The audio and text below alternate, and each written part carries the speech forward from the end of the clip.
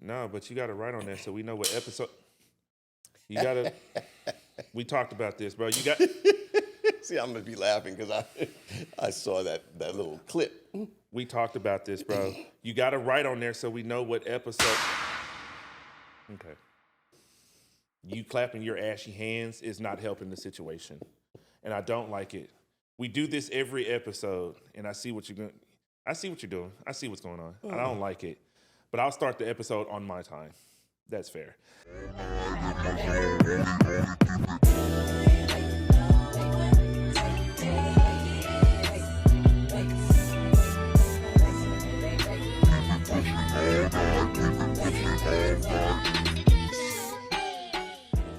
All right, guys, welcome to this week's episode of Keeping It a Blount. We always trying to inspire the youth, and my best friend here is definitely going to help us do that. Y'all welcome Lance Bazil. Thank you for having me. Appreciate it. Love it, man. The commercial real estate world. You know how many people come to me about these questions? I can't answer them. This is not my department. But for you to be in the game for 25 plus years, man, I definitely am honored to have you on this show to share some of the wisdom, some of the knowledge that you have. I think a lot of people ask us what type of show this is. And to sum it up is we want to show the youth what it's like to be an entrepreneur. Yes, you have to work a 9 to 5 to get to where you want to get to, but if you want to be a realtor, if you want to be, a podcaster, whatever it is that you want to be, there is a process that you have to respect. And I feel like you've respected the game long enough, and that's how long you've been in this game. And I just want to give the youth the kind of an idea of what it's like to be in your world. And I like to call it passing the ball. Okay. That is a number one thing that I'm known for doing is getting the information that I have and making sure that I pass the ball to the right person. So whatever you do with that information is up to you. So with the information that you have and the knowledge that you have, I would like to see you pass the ball. I'm pretty sure you already passed the ball. I've seen you do it. But I like to kind of speak on your journey of where you are today because you are very successful. You've been doing this for 25 plus years. Like, kind of give me more of an insight of like what it's like to be in your shoes. Well, I'll start off by saying that being in real estate or being a realtor, whether you're on the residential side or the commercial side, it's not for the meek and squeamish. Okay, so when I started in this business, we literally had paper contracts. We didn't have CRMs. Yeah. We didn't have social media. Yeah. There was no such thing as Instagram, Facebook, TikTok, you name it. None of that, right? Yeah. So unfortunately, in today's world, with social media so prevalent and in your hand, right? Everybody walks around with a cell phone. So you see things on your cell phone before you see it on TV or before you hear from your friends or family or colleagues, right? You're just walking around with this news in your fingertips, right? Yeah.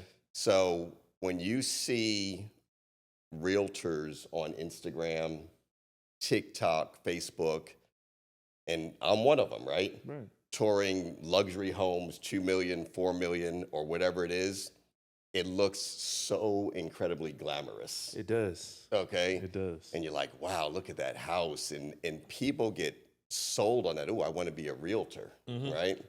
But they have no clue what goes on outside of that social media world. Behind closed doors. Okay? Exactly. So as a realtor, you are, in fact, an entrepreneur because no one can make you get out of bed. You're not punching a clock. And in reality, I'm going to be really blunt, not to. Please, this is why we're here. No pun intended, right? Exactly. But to be blunt about it, it is probably more difficult to be a realtor than it is to work a 9 to 5. Preach. Okay. Preach. And I know that for a fact because I have respected and I have disrespected the game. Okay, not knowing I was disrespecting it. Right. Okay. Right. So for those of you watching this podcast and you say, hey, this looks glamorous, selling $1 million homes and working with affluent clientele. Right. You have no clue what's going on behind the scenes.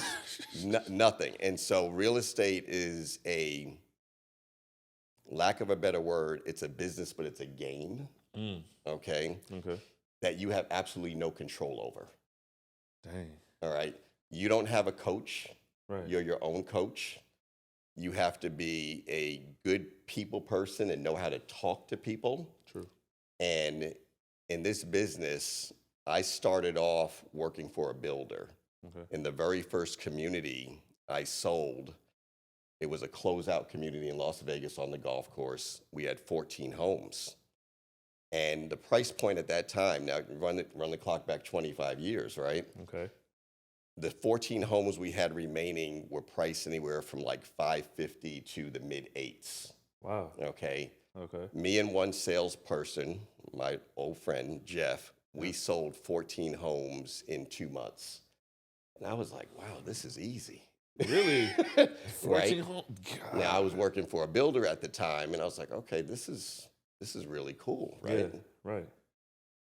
We rolled from that community to the next community, which were condos. Okay. It was a development that had 182 condos. Okay. Now, they were priced a lot less. They were from 150 to 225. For a condo? For a condo. But keep in mind, this is Las Vegas, right? This is different time. Different times, right? But that just goes to show when you're in the business this long, you're not going to find that now. No. Right? Nothing remotely close. At all. But we were selling at some months over 20 condos in a month. Bro, talk about a workload. And it just came natural to you. Like, well, let me say this. So my background prior to that, I was in the mortgage business for 4 years. So I had a little bit of mortgage knowledge. okay. But when I first moved to Vegas from Los Angeles, and by the way, I left Los Angeles because the earthquake hit in 1994. Okay. And I was like, that's it, I've had it. Yeah, 'Cause that was done. That was the big one, right? Yeah, for sure. So I went to Vegas, and my initial position that I took there was with a vacation ownership, a timeshare company. Okay. Okay. So I was selling timeshare on the Las Vegas Strip. Okay. All right. And over a period of about 4 years, I figured out at one point that I probably spoke to about 10,000 people in 4 years. Wow. That's a lot of conversation. In 4 years? In 4 years, because when I first started, I don't know if anybody who's watching this or you yourself has been on a timeshare presentation. Yeah. So you're going to have the person that tours you around the property, right? True. That's basically what we call a liner.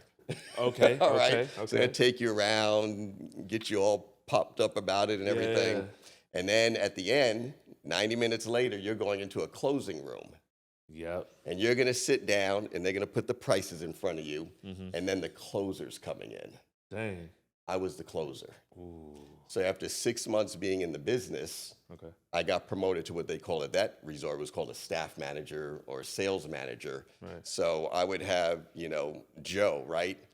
He'd come to me. He's like, I got a good one here. I got a really good one. I know this is a deal, right? Yeah.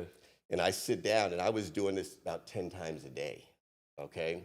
So I sit down at the table, and I'd make a little small talk. And you get to the point from seeing and talking and dealing with so many people that you could read their body language, you could read their eye contact, you can read the tone of their voice. Wow. All of that, right? All of this matters. So it does matter. So when Yeah. you're in sales, you can't just listen to what someone's telling you. I developed what I call a sixth sense, and if someone is BSing me. Oh, you would know it. Yeah, and I saw a lot. So after all of that for 4 years, and I went into new home sales, my sales partner had been in new home sales for about 3 years at that point, and he was really good at what he did. Okay. And he said to me, I've never had a partner hang with me. So I've always outsold my partners 3 and 4 to 1. Okay. So that first 2 months, I sold 7 and he sold 7. Okay. And he was shocked. And he says, I don't know how you kept up with me, basically. And I said, well, you know real estate, I know sales. because I've spoken to way more people than you. Okay. And the type of people I was speaking to were people who got sold, come see this brand new hotel. They were basically lied to get them in the door. Yeah. And 90 minutes later, you're putting a price sheet in front of them for 30 grand and getting them to drop their credit card for a down payment, right? Yeah. That is very high pressure sales. It is. And you had to get to a point where, as a closer, I couldn't just sit there and spend 30 minutes with people, because I know somebody else on my team is going to say, hey, Lance, I need you at this table. Yeah. Right? So you had to be able to decipher if you had something real within a couple of minutes. And you could sense that. I could sense it. And I there was many times, literally, the salesperson sitting next to me, the couple sitting across from me, and I'm kicking them like, like, you don't know a deal if it hit you upside the head. Like, you were so far from a deal, right, you wouldn't know it. So I attribute any successes I've had in real estate from those 4 years in that vacation ownership world, just from the sheer amount of people I spoke to. And not just sheer amount of people, but people from all backgrounds, people from all walks of life. People from Las Vegas at the time was getting 40 million tourists a year. Wow. So you're seeing people from Canada, you're seeing people from Europe, you're seeing people with thick accents that you really had to lean in to understand what they're saying, right? Right. So my knowledge of sales didn't necessarily come from sales trainers. It came from being on the job and learning it firsthand. Wow. So when you're in real estate, to go back to your initial question, you really need to know who you're speaking with. And as a realtor, my job isn't really sales. Okay. It's more consulting and advising. That is definitely a difference. Okay. I have never in 25 years made somebody buy a home. Dang. I mean, I know you're proud to say that, and I can see it with you saying that you've never made someone, like, you've seen someone make someone like buy a property, like you've seen that. I think there's a fine line, and it's really an art form. Okay. So some of the best compliments I've had over my career is they said, you know what? I never felt like you sold me anything. Dang. I mean, I'm not gonna hold you. With me being one of your clients, he's not lying. Like, he's not lying at all. Like, right. This is what I don't like. I mean, I'm pretty sure with you reading body language and everything else, nobody likes to be pressured, especially forced into something that they really don't know nothing about. Right. So, with that being said, like, I appreciate how you took care of me, like even me, like it was a smooth thing, man. Right. And I was like, man, you can tell that you have the knowledge, you knew what I liked. It was kind of like, all right, what are you looking for? Here's what we got, and it was smooth, and I appreciate you, man. Like, that was. Thank you. But so what are the pros and cons about being in your field? So I'll tell you a quick story. So what led me to come into Houston the first time, because this is my second stint in Houston, right? Okay. I was on a very small sales team that sold the most exclusive high-rise property in Las Vegas. Okay. Okay, so over a period of about a year and a half, I did 40 million in sales. It was actually closer to 42. The clientele we had walking in, it was my first time. I had dealt with affluent clientele before, but this was the creme de la creme. Oh, wow. So I had people walking in who, they were worth 150 million. They were worth 50 million. They were moving out of $20 million homes, 25,000 square foot homes, right? And I struggled in the beginning, to be honest with you, because what I realized is I had to change my entire sales style, my entire presentation, the way I dealt with and understood affluent clientele. Okay. Okay. Because nobody needs to buy a $4.5 million condominium. Okay. Nobody needs that, right? True. the people I was seeing there, it was clearly not their first rodeo. Okay. Okay. So pretty much everybody out of all the deals I did there, Mhm. all but 3 were cash. Like just done. Done. Wow. So I remember the first sale I had there was a $2.9 million condo, and we called them homes in the sky because these are off the strip. The property's called One Queensridge Place. Okay. At the top of each tower, we had what was known as the Crown Penthouses. Mm-hmm. Those were 16,000 square feet each. We had 2 of them on the market at the time. One was, it was listed for like 15 million. It was insane. So Wow. between me and my sales partner, we toured combined maybe 7, 8 people a week. Okay. But everybody who came in was, let's call them well-heeled. Okay. Yeah, for sure. And the first gentleman who I wound up selling a condominium to, Mhm. and I remember his name, and I'm going to say his name was Tom Leahy. I'll never forget it because he was my first sale, right? Shout out to you, man. Shout out to you for sure. Right. So he came in, and the way we were set up, this was a guard gated. It was 2 towers, right? Each tower had basically 110 condominium homes in it, right? Right. He came in from playing golf at the golf course across the street, and the front gate would call the sales office, say, "Hey, I have someone at the gate. Can we let them in?" And I was in the position of power where I could say, "Well, what are they looking to do?" Okay. Right?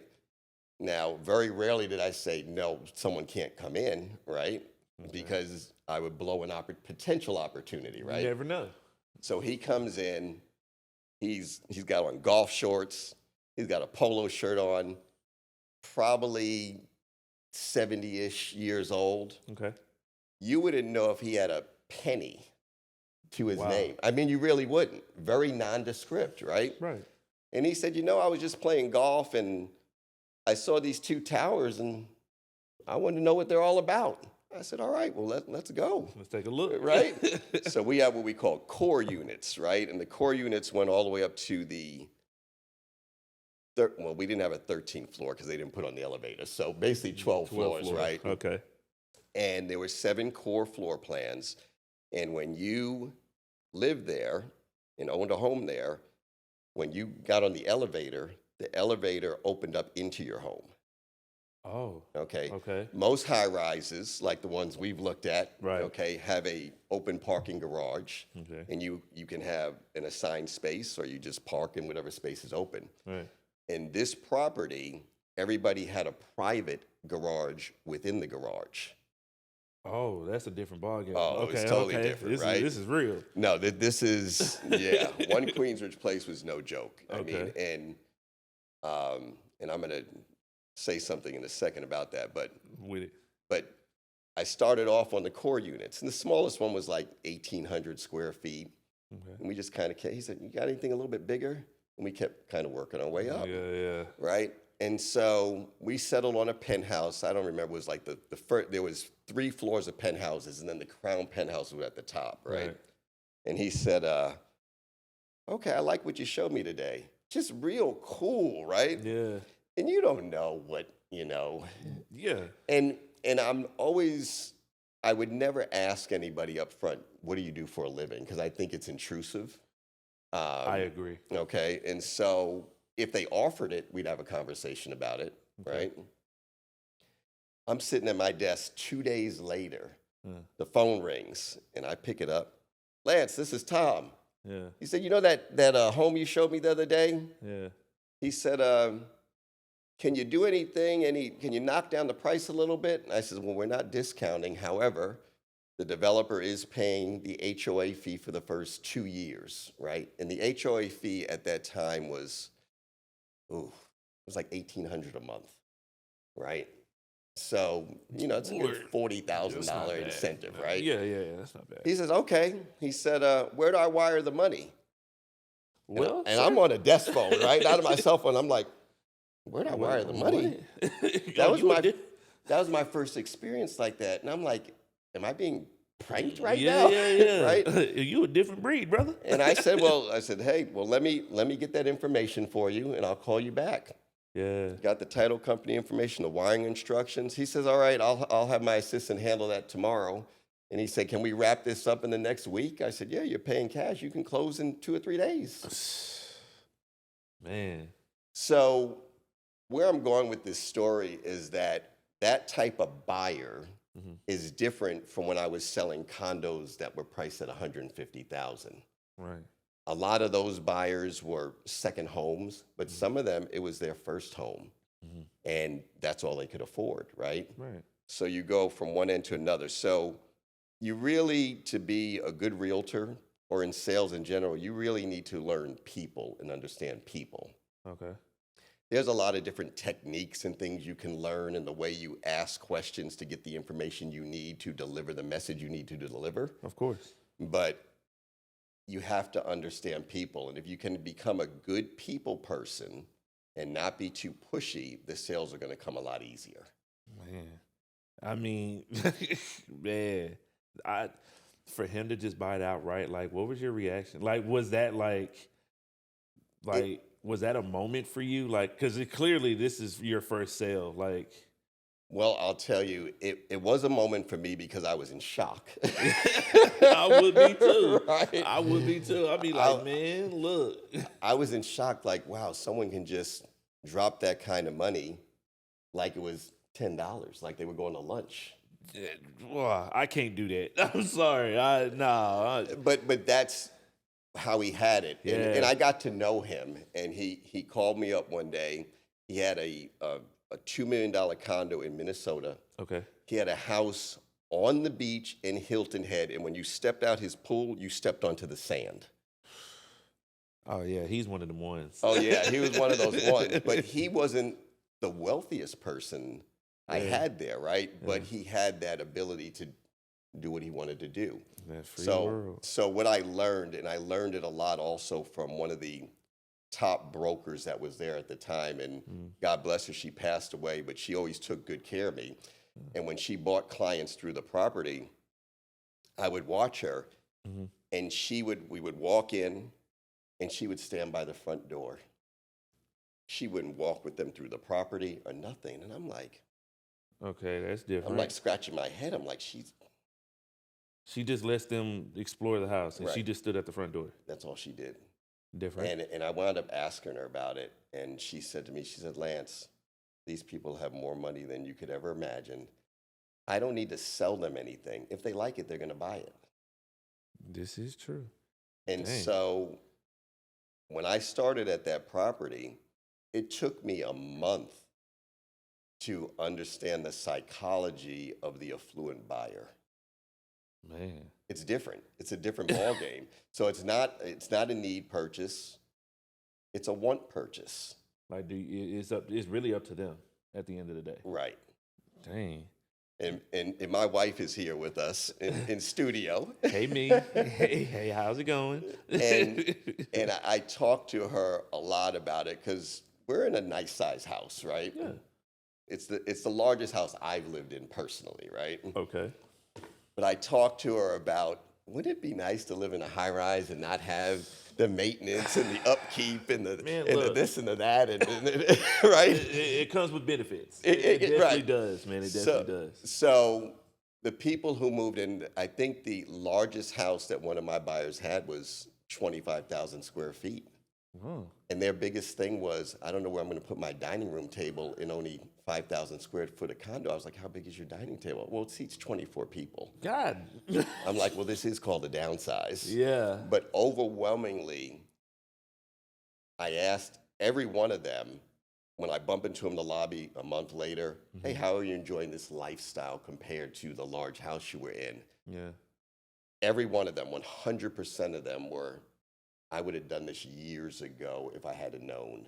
I definitely would put a stamp on that. I definitely can say the same thing. Like, I kind of, don't get me wrong, like, I love my home. Like, right. I do, but I've always wanted a high rise. I've always wanted a loft. I've always wanted to just not worry about, certain things. But when you step into the house world, it's a different world. But it's It's more. I feel like I'm more relaxed with a high rise. Like there's a lot of things I don't have to worry about anymore.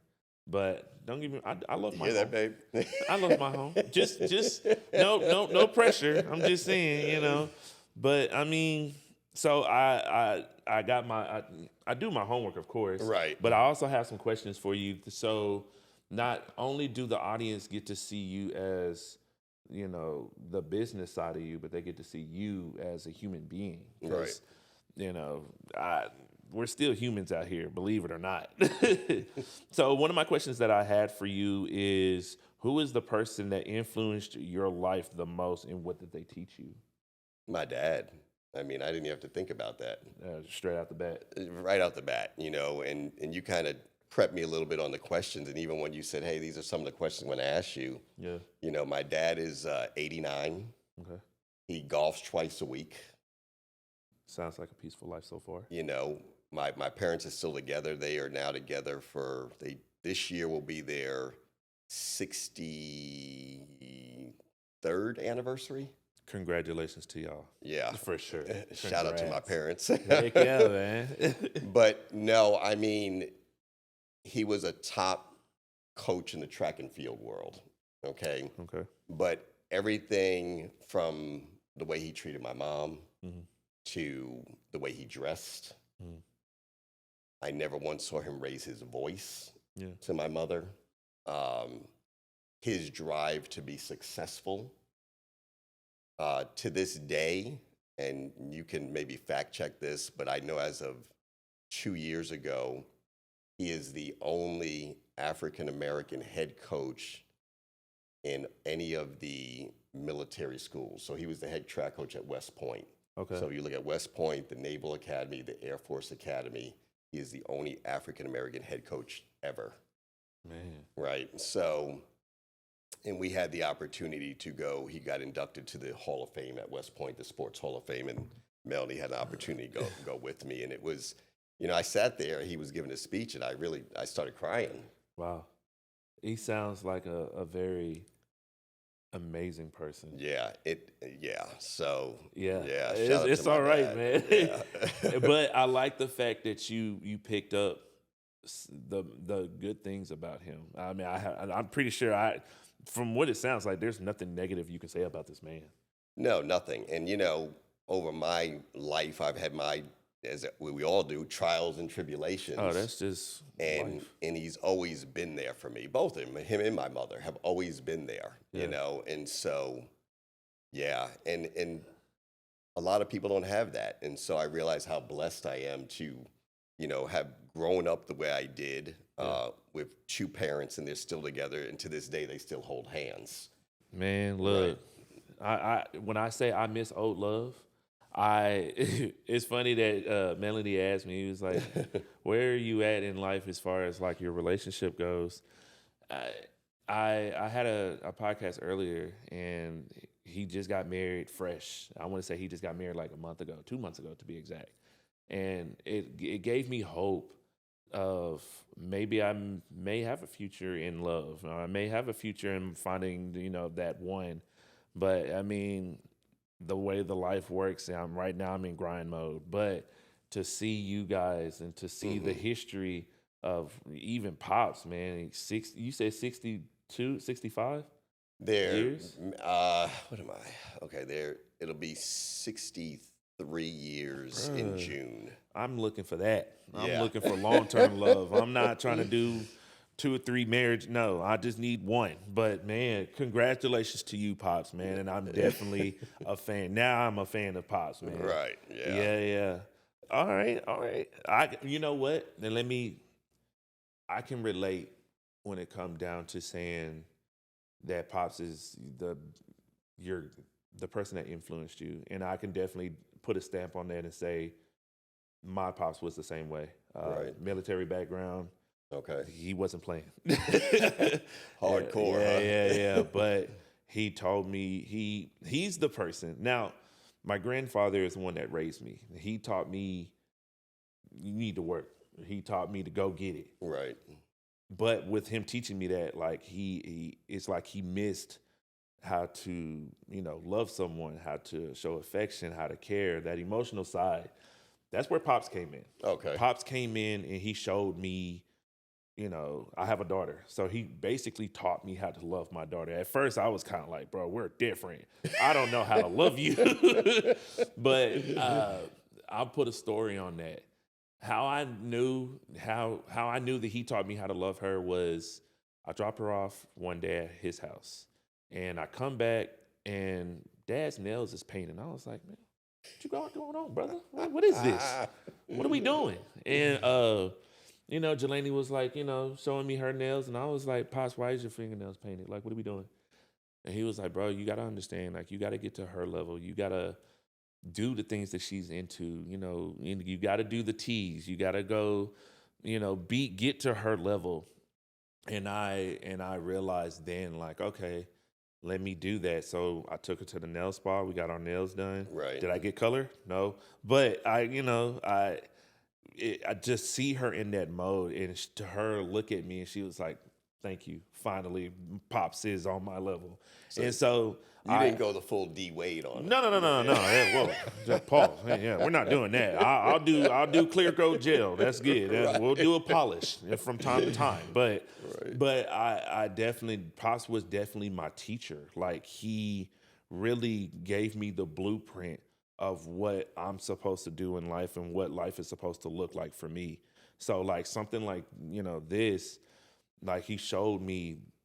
Like, at first, I didn't know what I was doing when it come down to homes. I was like, man, my bathroom's going to be Nike'd out. I'm going to have a Nike shower. No, we're not doing that. This is what it's supposed to look like. And I appreciate him. So for you Pops out there that's really showing the kids the way and teaching these kids and showing them what love really looks like, we appreciate you to the fullest. Absolutely. And I'll piggyback on what you said. My daughters are almost 8 years apart. Okay. My oldest is a realtor as well. Raising her was different than raising my youngest, who's about to turn 25, because of social media. Really? Absolutely. So my oldest, maybe she touched on MySpace. Okay. Oh, man. Let's run the clock back. I missed them days. I'm not going to hold you, but go ahead. But my youngest, by the time she's come along, there's everything. Yeah. There's your Facebook, there's Instagram, there's, all of this stuff. So the exposure that was shot out towards her compared to my oldest was completely different. So from a parenting standpoint, monitoring what your children have access to, and I couldn't even imagine if I was starting from scratch today and having it, I don't know how I would navigate it, to be honest with you, because social media has not just changed the world, but what people are seeing online, believing this is a norm. It has changed what I think is norms. And to me, there's certain values that should stand the test of time. It should never change. That is true. Right? But now you have younger parents who came up in this social media world, and they're raising kids in an even more explicit social media world. And these kids are feeling these things are normal. And it really, to me, it shouldn't be normal. A lot of the things that you see online, it's just everybody is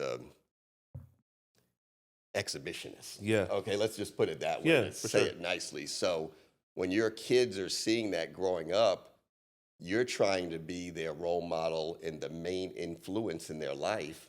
But when they leave you and they go to school, and now kids are carrying cell phones at 6 years old and 5 years old. Yes. Unless you're putting blocks on the phone, it doesn't say that their classmate doesn't have a block on their phone and sharing all this other stuff, right? True. So, I definitely, I'll piggyback on that. And social media doesn't just touch on what kids see today. It really changed everything. What love's supposed to look like, what parenting's supposed to look like, what your life's supposed to look like when you're at the age of 21. This is what your life's supposed to look like. But I look at it like this, and I ain't trying to get preachy, but whatever, you on God's time. I've learned that I'm on God's time. Right. I'm not on social media's time. I'm not on nobody else's time. I'm on his time. And what I believe is, and I just said this recently, and it's a quote that I picked up from Pharrell Williams. He said, whatever God has for you, he going to see to it that you go through that. Right. So whatever you see on social media, you think, oh, this is what my life is supposed to be like. This is whatever God has for you, he going to see to it. So I once I heard that quote, I was like, all right, let me put this phone down. And yes, I am on podcasts. And yes, I'm on social media, but I don't let it dictate what my life is supposed to be or where I'm going to end up. I just use this platform to, like I said earlier, pass the ball. Right. I want these kids to see and understand, like, being an entrepreneur, there's a process that you have to respect to Absolutely. the fullest. And so I want to use this platform to give that knowledge. Right.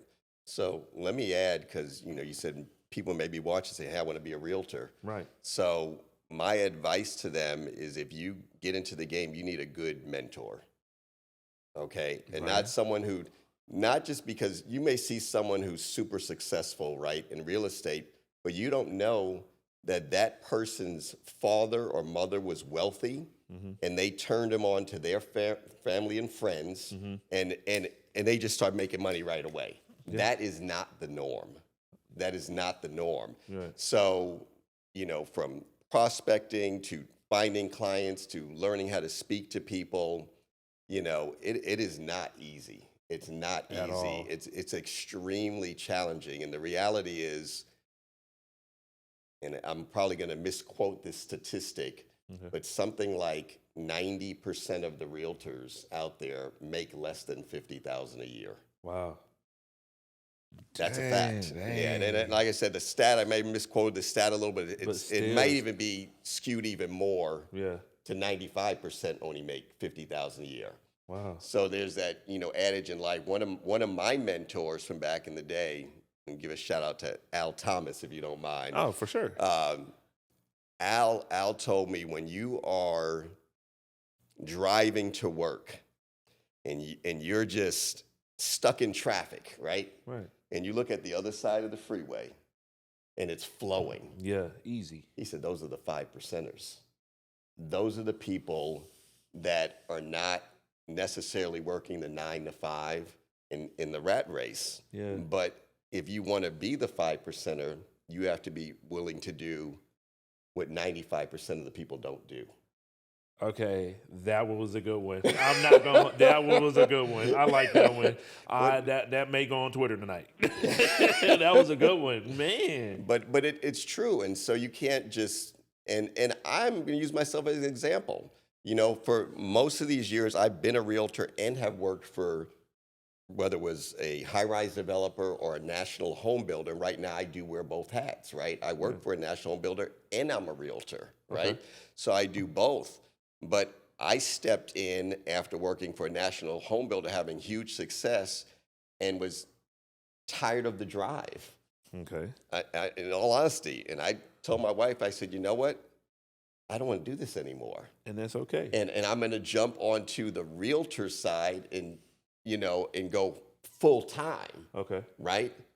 To get slapped upside my head.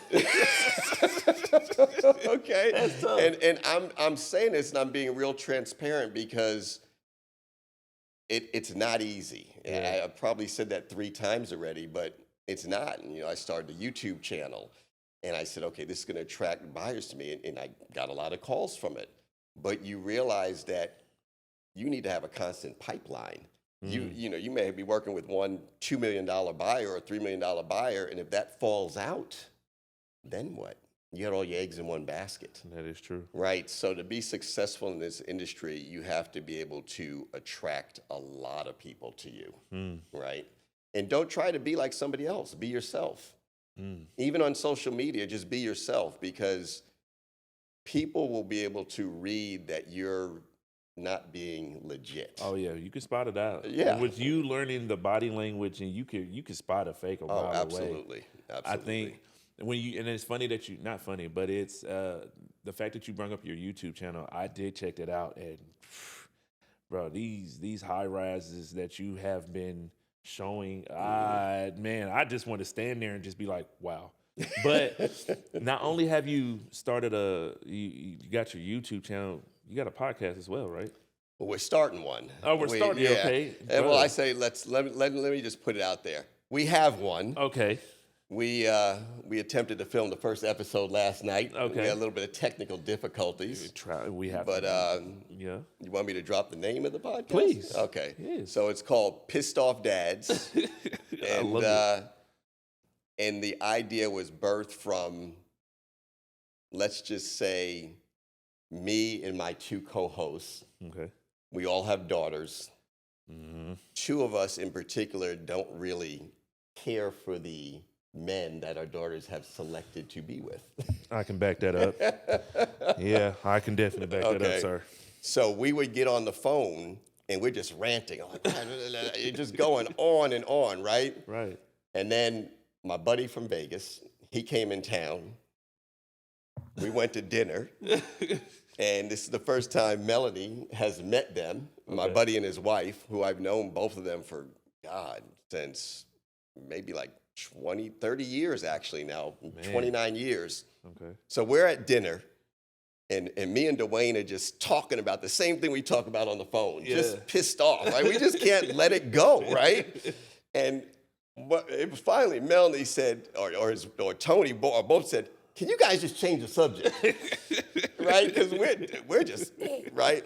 Yeah. And I was sitting there at that moment, I said to myself, this sounds like a podcast. It does. Because I realized that there's a lot of, not just fathers, but there's a lot of mothers that do not care for the choices that their son or daughter have made for partners, wives, girlfriends, boyfriends, all of it, whatever, right? Yeah. And I said, so that was where the idea came from. I called my buddy in LA, and he said, that sounds like it should be called Pissed Off Dads. And just ran with it. And we just ran with it. So yeah, so it's a work in progress, but we have, my buddy in LA is a writer. Okay. And so he's really good with that. And my buddy in Vegas, he's a retired police officer. Okay. He also was in the Army. He had a mortgage company. So between the three of us, we have a lot of experience in different areas of life. We're all fathers, and we've all gone through it. Right. And we're going to talk about, how we were when we were less mature. Okay. Right? Compared to how we look at the world now. Yeah. Right? And I think we'll have some really good topics that will resonate with a lot of viewers. Oh, I am ready for it. I'm probably going to be right here in front of the TV. You know what? I get it. I definitely get it. And I think it's a good thing. I think the topic is going to be amazing because there's a lot of things as us parents that we see our kids go through and we be like, I would have never made that decision. I don't think that you should make that decision, but you make the decision anyway. Right. Don't like it. But I can't wait to see it, man. Once you told me the idea, and I was like, man, I think you got something in your pocket. I think you should go for it. Yeah. So I'm so happy for it. Thank you. I remember you even gave me an idea for the name of it. I think things that grind my gears or something like that. Things that grind my gears as a parent. As a parent. Oh, man. Just give me one episode and I'll get on there, man, and I will let you have a couple of stories because my daughter right now, she act like she my mama and she is 12 and I don't like it. Lainey, I love you to the fullest, all the way to the end, but man, you gotta, Dad, go give me some ice cream and I want some gummies. What? No, please, no nothing. Just, you know what? I can't wait to see this episode. Oh, yeah, I'm ready for it. It's crazy, though, but I think social media has promoted kids to act that way. Man. Right? We finna fix that. You have me confused. let me tell you, it trips me out. Even when I'm selling homes and I'm in a model home, I take people in. Yeah. And the parent would go, oh, this bedroom's really small for my son. Excuse me? And I'm looking, I said, well, how old is your son? Yeah. It's a decent-sized secondary bedroom, right? Yeah. Oh, he's 5. Me? What? What? 5? And I started thinking about whenever we moved when I was a kid, and we moved when I was 5. We moved again when I was about to turn 15. Mm-hmm. You know what the conversation was? That's your room. There is no conversation. Exactly. Go to your bed, lay down. Right. I'm like, what is little Johnny at 5? What does he need more than a bed? Like, would he need a walk-in closet? Hey, man, you better be glad Does you he got need a his bed. own bathroom? Yeah, man. Hey, It's times have changed. It is. Yeah. But here we are. I think let me dig one more. Okay. As far as let's talk outside of business. You had a conversation about music one day, and I was like, oh, I think he's a music lover. Right. I can sense it because I'm definitely, as you can see, I'm definitely one. Mm-hmm. What is your all-time favorite album? So I'm going to take your viewers way back. Hey, take us. I'm ready to go. So I like Maxwell's Urban Hang Suite. Nice. Okay. I see what you're doing. I like your Okay, taste. I'm going back. Hey, okay. Anything Sade. I mean, for me, these are classics, but some of those songs, they're not going away. At all. Ever. Like, I don't think Ever. you can't get rid of her at all. Right. And she looks amazing at her age right now. But I think she is working on a project, actually. I would not mind seeing her on stage. I've seen her twice. Back in, what year was this? Oh, I can tell you exactly when it was. It was before I moved to Houston the first time. I saw her in Vegas. Okay. And I have a friend I went to college with who said, Lance, if you come to LA, I got an extra ticket to see Sade. I'm on the way. It was the same concert 2 weeks later. I said, oh, I'm there. Yeah, run that back. I need to see that again. How was the experience, though, of seeing her? Like, because I had a conversation with a homie of mine, and they seen Michael Jackson. I was low-key jealous. I had to get up and leave. But what was the experience like seeing her? Like, was it pretty entertaining? You know, Sade is a true songstress. True. Right? You have concerts you go to where the person really can't sing well. Mm-hmm. They're more of an entertainer, dancer. Their singing is okay. Yeah. But Sade was amazing. And babe, excuse me for this. But when I went in LA, not in LA, in Vegas, I had 2 tickets, and my boy Doug, he's actually my oldest daughter's godfather, right? Okay. I said, man, you want to roll with me? And he went, right? I was single, right? Yeah. So I said, come with me. I got 2 tickets. And there was a moment in the show where when she starts off the whole show, her hair is completely pulled back. Right. Right? Yeah. And my wife knows I'm a hair fanatic. She knows that, Shout right? out to the missus. Right? So there was a point in the show towards the end where she's on stage and she takes the hair out. And I tell you, you could hear not just the men, but the women were like, oh. It was just that moment, right? Yeah. She did the same thing in LA. But yeah, Sade is an all-time favorite. I had an opportunity to see Maxwell a few times as well. Beautiful. And unfortunately, we had my college reunion last year in September, and we had tickets for Maxwell. Yeah. And my wife, who is a badass attorney, she was in the middle of a trial. Okay. And she wasn't able to come. What? She tried. She tried. Oh, she got no. to the airport, flying, and couldn't get out. Life was lifing. And so I wound up taking one of my boys from college because he was there for the reunion, and I was like, "How I look like going into see Maxwell with Blaine 6'6". It is a look, Right. but he has good songs. Right. But he puts on a good show, and it's just enough of maybe the dancing and the lighting and everything. Yeah. But he's a pure singer, right? So I can appreciate that more than someone who's more of an entertainer. Yeah. Yeah. So what is one artist that you haven't seen that you do want to see, like today? Oh God. Yeah. Well, let me take this in another area, right? Okay, come on. Prince came to Las Vegas years ago when I lived there.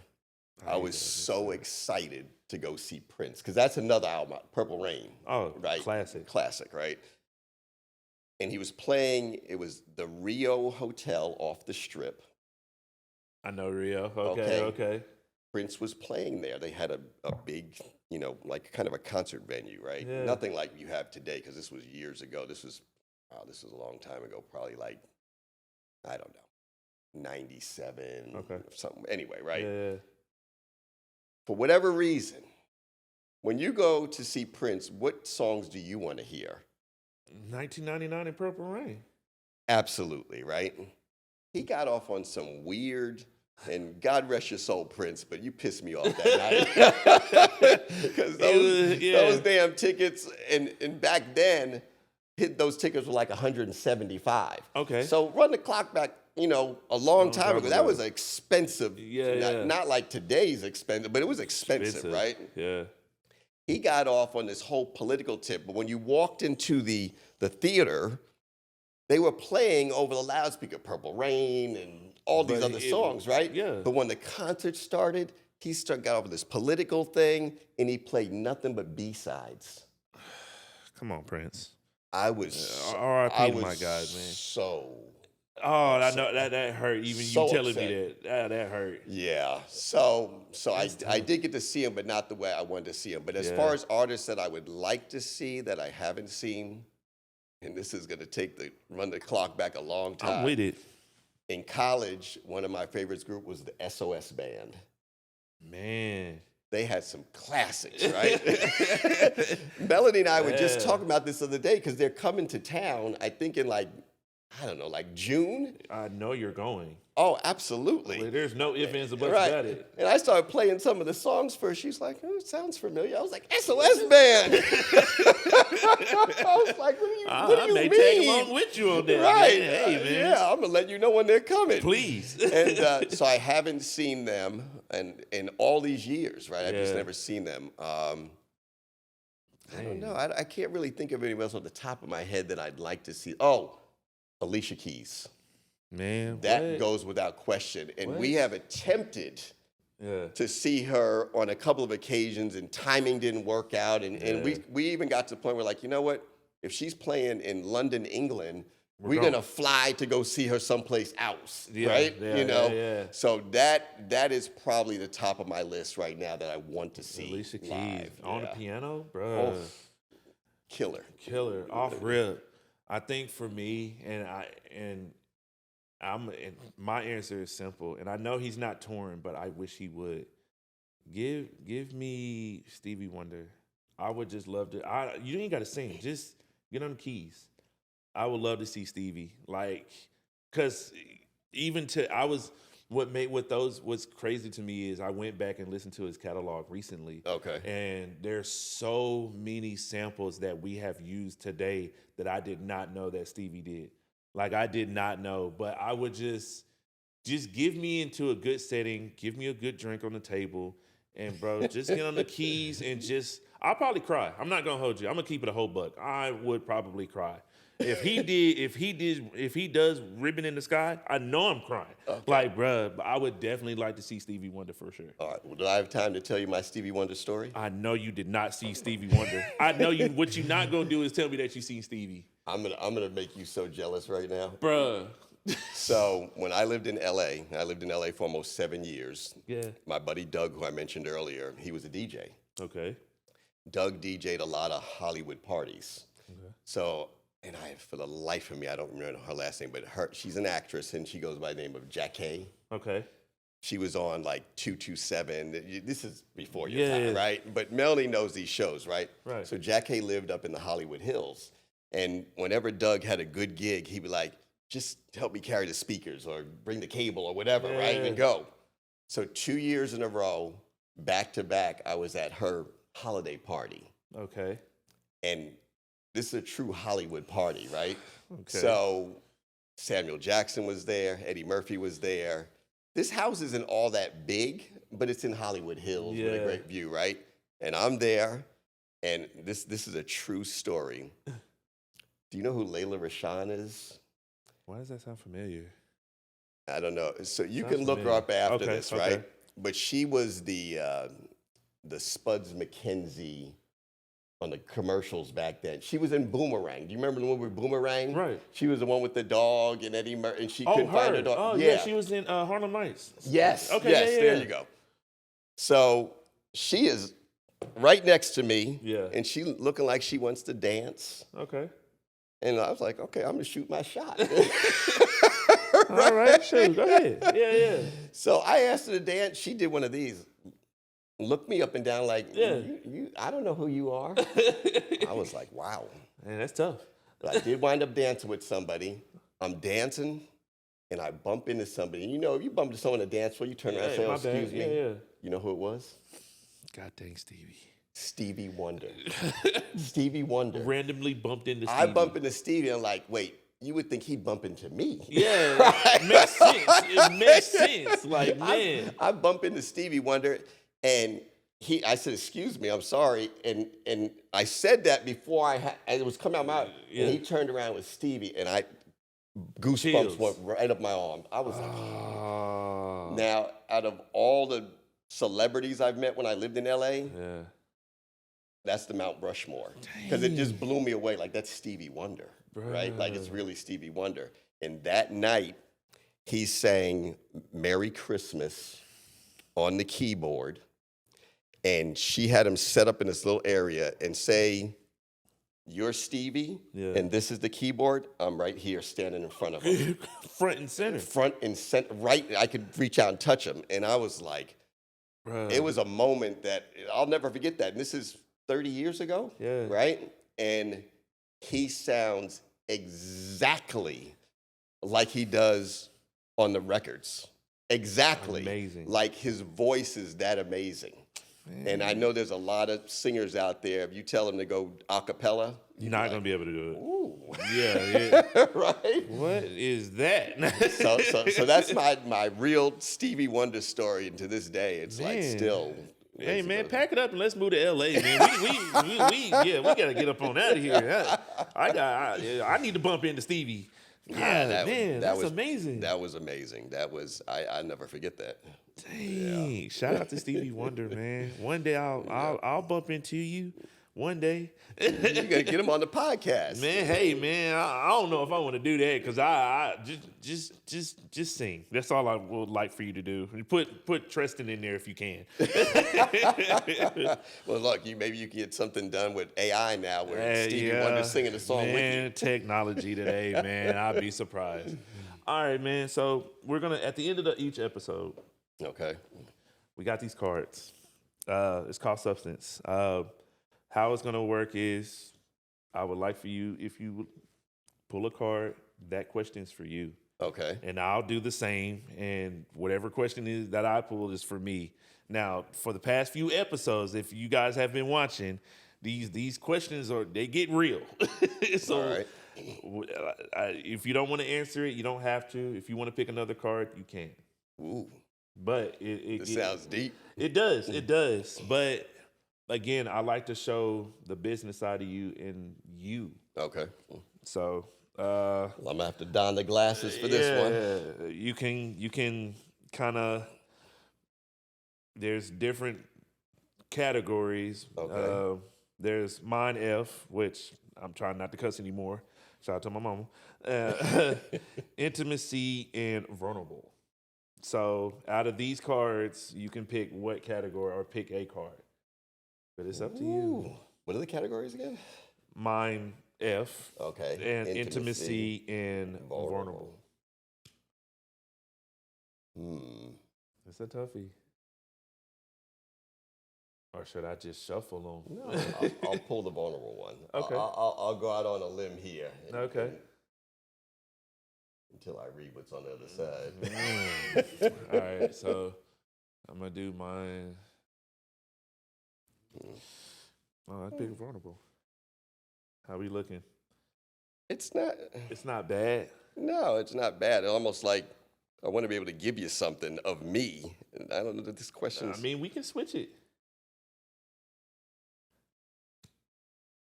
You know what? I'll roll with this question. I'll put a little twist on it, if that's okay. Ooh. You'll be the first. Okay, All why right, not? Let's go out on a limb. All right, what we got? All right. What's the most hurtful thing someone's ever told you? That's tough. What would that be for you? So, Ooh, it's the most hurtful moment of my life. really? Oh, by far, Okay. by far. Okay. Um, so I've been married before. Okay. Okay. And I moved to Houston. And the way I met my wife is through online. Okay. We met on Match.com, Nice. right? Okay. And a lot of people don't think they could have success on Match. But I set up a profile, and I knew I was moving here, and so I was coming like a month late. I had a job waiting for me, Mm-hmm. and I said I lived in Houston. I'm here about 3 days. I got here on August 20th. I think it was August 23rd, Mm-hmm. 2019. Okay. Match.com, I'm looking at, they had this thing called your daily matches. Mm. My wife's, well, not at the time, Yeah. right? Melanie's profile pops up. Okay. And I look at it like, ooh, fine, Okay. right? Okay. But then I go down and I read the profile. I was like, she can put some sentences together. Okay. Right? Like she got some education to her. like she's intelligent, right? Right. And I sent her a message, and she responded.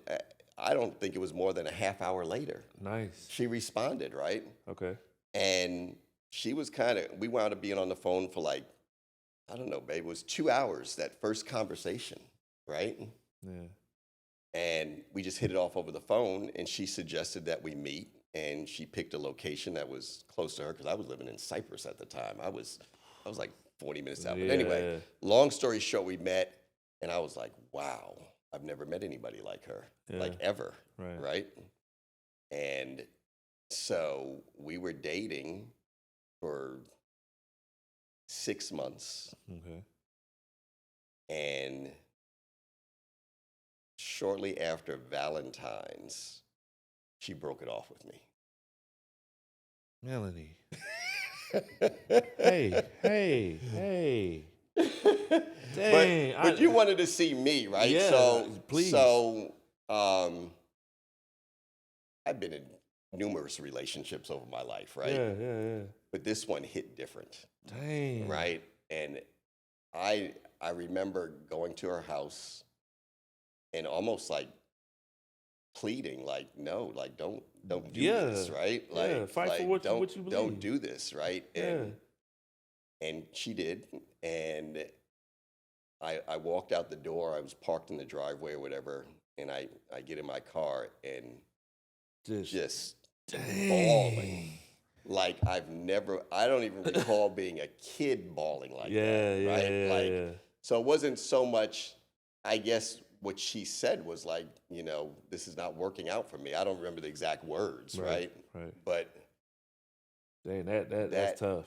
Man, that hit me like Mike Tyson, bro. But like, but it worked. I mean, y'all are married now. Y'all are happy. But it's interesting, but and all I can say is like, if you really want something in life, I guess I'm going to kind of end on this note. If you really, truly want something, you have to take massive action to get it. You can't BS around. If it's something you really want, and you really value, and you see a future in it, go for it with over 100. And you can't go over 100%, but go for it 100%, right? You got to give it your all because the world is so competitive now. So whether it's a relationship you want, or it's a job you want to go after, it's a new skill you want to learn, you got to entrench yourself in it. And Valentine's Day went, Kobe had died. Man, that was a tough year. I remember that. Oh my God. So I was literally sitting out in this one-bedroom apartment out in Cyprus. Kobe died. I don't have my girl anymore. I was a basket case, bro. I was like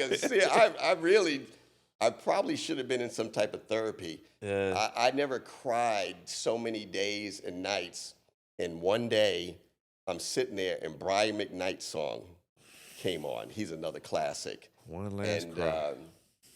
and I can't remember the name of the song, but every lyric he said in that song made me think of her. Yeah. And I went out on a limb, and I found it on Spotify, and I sent her a link, and I said, I probably shouldn't be saying this to you, right? But this is exactly how I feel. See, let me. I just had someone tell me that they feel like music is not a love language. Oh, they're I crazy. do not believe that. Yeah. I definitely want to add music to being a love language, because when I tell you, I don't know how to speak my feelings, but I got a song that'll tell you exactly how I feel. So for you to do that, I can relate and I get it. I wish I knew what song. I wish you remember what song that was. What's the name of that song? I'm not good at remembering titles of songs, but I'm pretty sure it was a strong song. oh, it's one of his hit classics, right? Yeah. And she responded and she said, I love Brian McKnight. And she was at a friend's house and she said, can we talk later? And I was like, oh, there's a little bit of light maybe. No, there's just a smidget. something. Maybe there's still a possibility here, right? And so so at the end of the day, it all worked out, and we had a most beautiful wedding in Barcelona, and this is my ride or die through thick or thin, but I went through that moment where I was like, okay, I'm done. Yeah. Like I'm just gonna be, Joe Playboy here on out, right? Because seriously, because I'm like, this is the best woman I've ever in my life. And my parents, the first time they met her, she got up to go to the bathroom. We were in Georgia because they live in Macon, Georgia. We went to a restaurant. So it's the first time meeting her. Yeah. She goes to the bathroom, and while she's gone, and my father's never said this to me, right? So I met her when I was 55, right? So you think of over 35 years of being in and out of relationships and this and that, right? And now you really, truly like, oh, this is my soulmate, right? Right. My father said to me, he said, son, you finally got a good one. This is at the table. My mom's there, my sister, everyone, right? Yeah. He's never said that to me. So parents have a lot of wisdom, right? True. And so when your parents are telling you something, you really should listen because it's coming from their worldly experience and they things, would know. Right? They would know, right? Yeah. And he was right. And so all of that, when we had that little breakup, I started thinking about my father saying, you finally got a good one. And I was like, now she's gone. It was just like.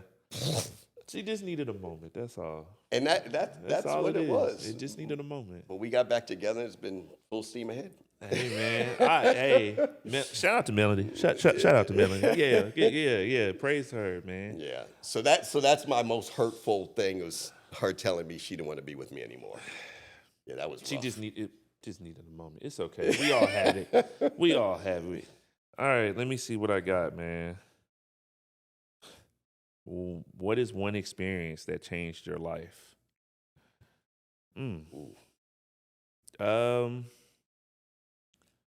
One experience that changed my life. I've had a few. I mean, I just had a birthday. I'm 36.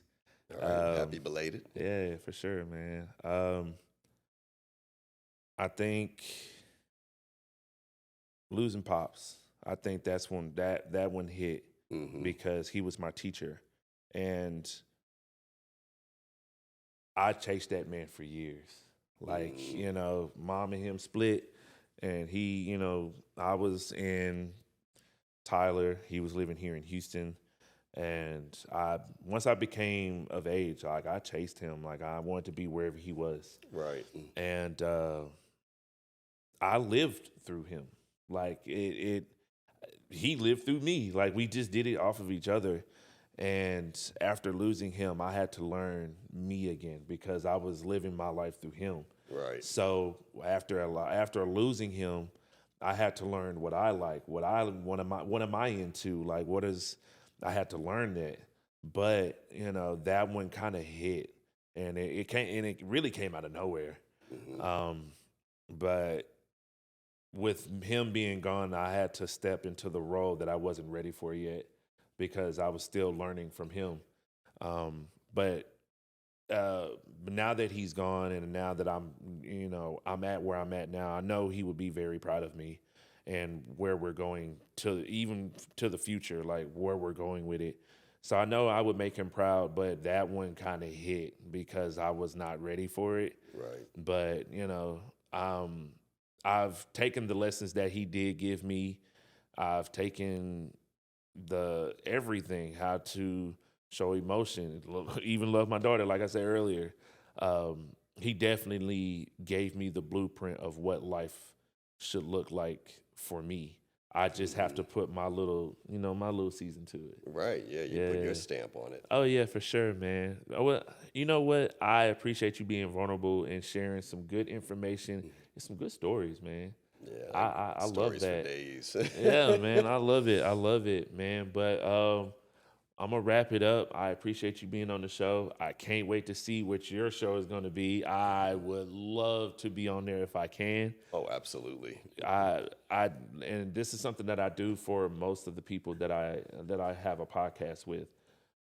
I like to give people flowers. I don't like giving people flowers after they're gone. I like to do it now. Right. So for you being in the game for this long and for you being the person that you are, I am so thankful for you being in the presence. Like, I'm so thankful for you to tell me that your folks have been married that long. I appreciate that. And for y'all too, you and Melanie, man, what? Hey, Pops wasn't lying. Nope. Nah, Pops wasn't lying. So shout out to Pops, shout out to Melanie, and definitely shout out to you, man. Thank you. Well, I appreciate you allowing me to even be on your podcast. Hey, man. And when you asked me to be on it, I was kind of shocked. Yeah, I could tell by your answer. You was like, hey, yeah. And I was like, oh, I mean, but I just had to, because the way that we've talked before, and I was like, man, we vibe, we bounce. Right. He's got a podcast, so do I. I say go for it, man. So that's why I was like, hey, you want to come on the podcast? And I'm glad you did. Well, I'm going to come up to that new podcast studio and maybe shoot from there. We got plans. We got future plans. So, man, I appreciate you. It's been a pleasure getting to know you. And I know you even more now. Oh, yeah, for sure, man. For sure. Welcome us into your beautiful home. This has been amazing. And, this has been good. Thank you. I Thank appreciate you so it. much. All right, you guys. See you guys next week. Like always, y'all stay blessed and please have a peaceful life. Y'all take it easy. See you next week. Peace.